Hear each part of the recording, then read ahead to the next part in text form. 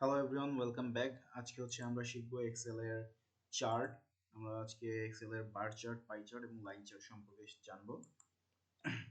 তো আমার এখানে একটা এক্সেল শিট ওপেন করা আছে, যেটা আমরা মান্থ এবং ওই মান্থের সেলস অনুযায়ী ডাটাটা সাজিয়েছি। এটা আমাদের মান্থ কলাম, এটা আমাদের ওই ইকুইভ্যালেন্ট মান্থে আমাদের কত টাকার সেল জেনারেট হয়েছে ওটা। এটা আমরা যদি একটা হেডার দিয়ে রাখি, এটা হাইলাইট কালার দিয়ে রাখলে এটা আসলে হেডার হিসেবে বুঝতে আমাদের সুবিধা হয়। এর জন্য আমরা এটা হেডার কালার দিয়ে রাখলাম। এখন আমরা ডেটাগুলোকে সিলেক্ট করলাম, মাস এবং তার ওই মাসের ইকুইভ্যালেন্ট সেলসকে। এরপরে আমরা ইনসার্টে চলে যাব। ইনসার্ট রিবনের মধ্যে দেখতে পাচ্ছি আমরা এখানে লাইন চার্ট আছে। এটা যদি আমরা মাউস কার্সারটা নিয়ে যাই, এটা ইনসার্ট লাইন চার্ট। এখানে ড্রপ ডাউন আইকন আছে একটা, বটম অ্যারো, এটা ক্লিক করলে আমরা বিভিন্ন ধরনের লাইন চার্ট দেখতে পাবো। ফর এক্সাম্পল আমরা এই চার্টটা নিলাম। এই চার্টটা যদি আমরা নেই, চার্টটা নেওয়ার পরে আপনি দেখতে পাচ্ছেন এখানে ফরম্যাট নামে একটা নতুন রিবন এসেছে। আমরা এখান থেকে এই চার্টের ব্যাকগ্রাউন্ড কালারটা দিতে পারি। ফর এক্সাম্পল আমরা দিলাম এই ব্লু কালারটা দিলাম শেপের ব্যাকগ্রাউন্ড কালার হিসাবে, ফিল কালার হিসেবে। এরপরে আমরা এখান থেকে আউটলাইন দিতে পারি। ফর এক্সাম্পল আউটলাইন দিলাম একটা ব্ল্যাক।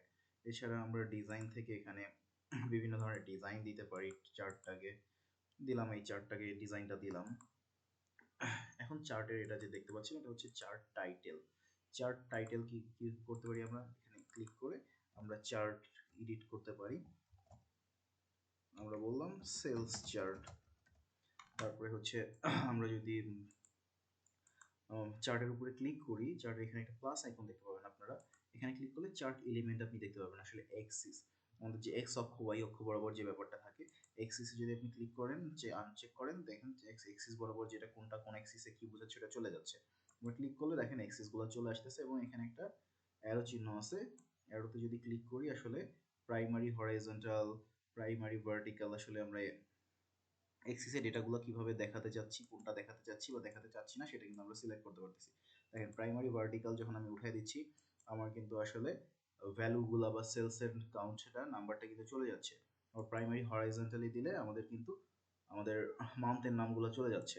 ঠিক একইভাবে এক্সিসে আমরা টাইটেল দিতে পারি। দেখেন আমরা এক্সিসে যদি টাইটেলে চেক বক্স করি, দেখেন আমাদের এক্স অক্ষ এবং ওয়াই অক্ষ বরাবর কিন্তু দুইটা টাইটেলের জায়গা দিয়েছে। আমি যদি এই টাইটেলে ক্লিক করে এখানে আমি যদি বলি যে এই সাইডটা আমার সেলস বোঝাচ্ছে, আর এই সাইডে আমি যদি এই টেক্সট এক্সিস টাইটেলে ক্লিক করে এটা এডিট করে যদি আমি বলি যে এটা আমার মান্থস দেখাচ্ছে, দেখেন আমার কিন্তু শীটটা আরো অর্গানাইজ লাগতেছে।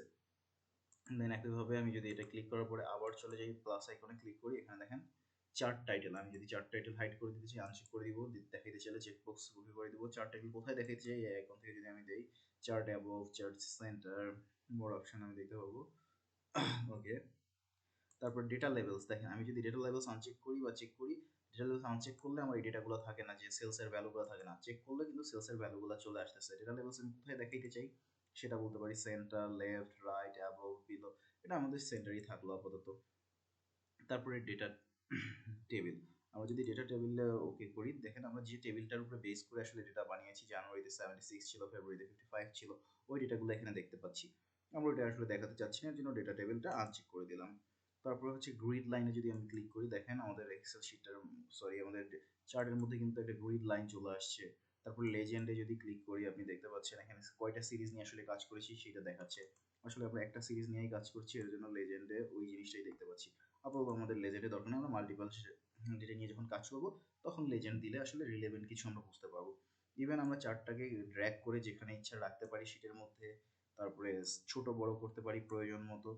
ইভেন প্রয়োজনে কাজ শেষে আমাদের দরকার না হলে আমরা সিলেক্ট করে ডিলেট বাটনে ক্লিক করে ডিলেটও করে দিতে পারি। এটা ছিল আসলে আমাদের লাইন চার্ট। Thank you.